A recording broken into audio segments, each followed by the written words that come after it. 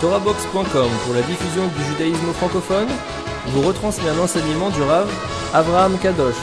Bonne écoute et bon limoud.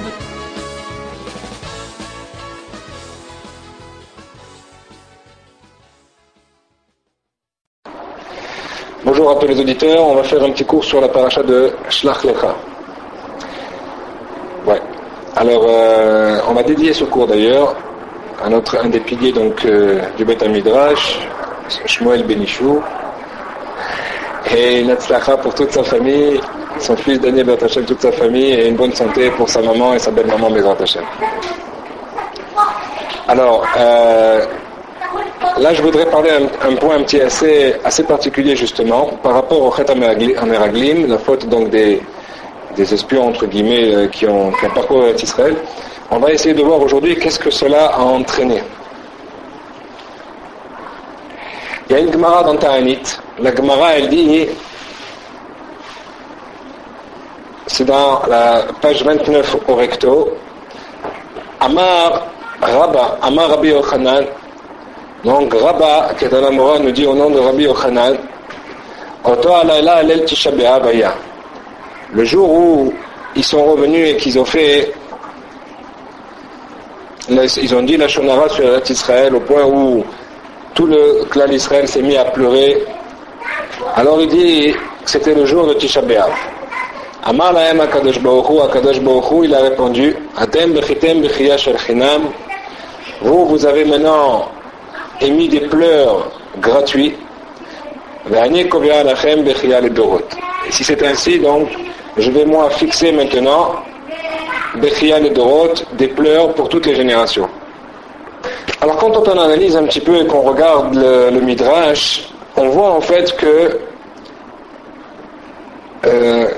ça va nous demander justement un réveil assez important de voir comment HaKadosh Baruch Hu a été ma'anish, on voit que il y a eu énormément de conséquences sur le peuple juif.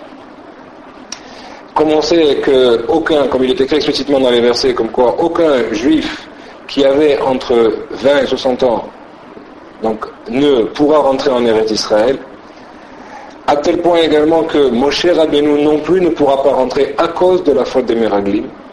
Contrairement à ce que les gens croient, on va expliquer en fait que du fait que, et c'est comme ça que c'est écrit, puisque HaKadosh Baruch Hu a dit que vous allez pleurer pour des générations, c'est quoi ces pleurs? Ça va être les différents exils. Or l'exil ne pouvait apparaître en Eretz Israël que si le Beth Amikdash était détruit. Et si Moshe Rabbeinu avait la chance de rentrer en Eretz Israël, jamais le Beth Amikdash n'aurait pu être détruit. C'est pourquoi en fait, ils ont eux-mêmes entraîné comme quoi Moshe Rabbeinu ne pouvait pas rentrer en Eretz Israël. À tel point que Moshe Rabbeinu lui-même, il dit dans Dvarim, il dit Gam bi it'anef Hashem biglalchem. C'est-à-dire qu'Akadosh Baruch Hu, mamash, m'a rejeté, m'a répugné entre guillemets, à cause de vous. Ça veut dire qu'à cause de vous maintenant, et je n'ai pas pu moi rentrer en Eretz Israël. Et c'est vrai que maintenant il y a eu une autre xéra qui s'est faite, parce qu'on sait que Mishpete Hashem c'est des koyardav, c'est-à-dire que les lois d'Akadosh Baruch Hu et les verdicts d'Akadosh Baruch Hu sont toujours justes. D'accord? Ça veut dire que c'est vrai que s'il n'y avait pas la faute de Memeriva, là où Moshe Rabbeinu a frappé le rocher, alors il n'y aurait pas eu de Siba pour la Hanosh et Moshe pour venir punir Moshe Rabbeinu.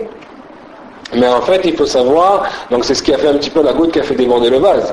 Mais apparemment, il est clair qu'à cause de cette faute-là uniquement, Moshe Rabbeinu n'aurait pas mérité de ne pas rentrer en Eretz Israël. C'est donc bien à cause des Meraglim que Moshe Rabbeinu ne pouvait pas rentrer, car ils ont empêché que Moshe Rabbeinu, qui lui donc pouvait emmener la délivrance directement s'il avait mis son pied uniquement en Eretz Israël, il était capable de les amener jusqu'à d'être sûrement probablement lui-même le Mashiach, et donc d'arriver maintenant à la construction du Beth Amikdash et de passer dans un monde d'éternité, donc sans aucun exil, aucune destruction. Mais là, parce que justement ils avaient pleuré d'une façon vaine, parce qu'ils manquaient de confiance en HaKadosh Baruch Hu, comme on va voir tout de suite, donc automatiquement HaKadosh Baruch Hu a entraîné toutes ces choses-là. C'est incroyable de voir également que, imaginez un petit peu le pachad, la crainte qu'il devait avoir, puisque en fait, chaque année à Tisha B'Av, les gens, il y avait Moshe Rabbeinu qui disait « Construisez vos cercueils ». Ça veut dire que chacun creusait un trou dans le sol d'accord, car il savait que certaines personnes devaient mourir chaque année à cette date-là, et en fait c'est pas uniquement certaines personnes, c'est environ 15 000 personnes qui mouraient chaque année, ce qui est assez énorme. Il s'avère en fait, d'après les calculs, on voit que tous mouraient apparemment vers l'âge de 60 ans.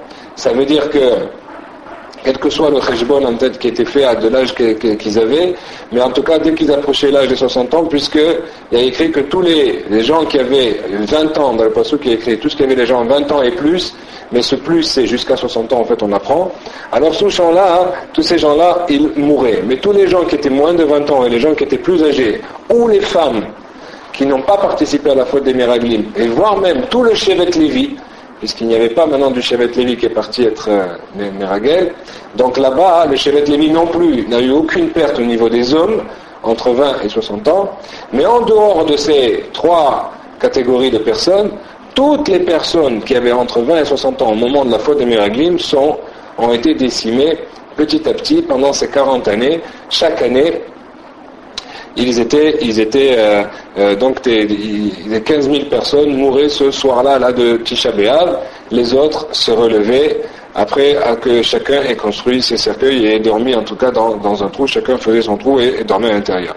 C'est pour ça également que Tou B'Av était une grande simcha, parce qu'à Tou B'Av, après au bout de 40 ans, au début ils ont vu que à Tisha B'Av personne n'est mort, donc ils ont cru que que c'était une erreur, donc le lendemain ils se sont recouchés dans le même endroit, le surlendemain également, ainsi de suite, jusqu'à ce qu'ils ont vu effectivement que la lune était pleine, et là ils ont compris qu'effectivement là la Xéra était terminée, et c'est pour ça que ce jour-là s'est transformé en jour de Simcha également. Une des raisons.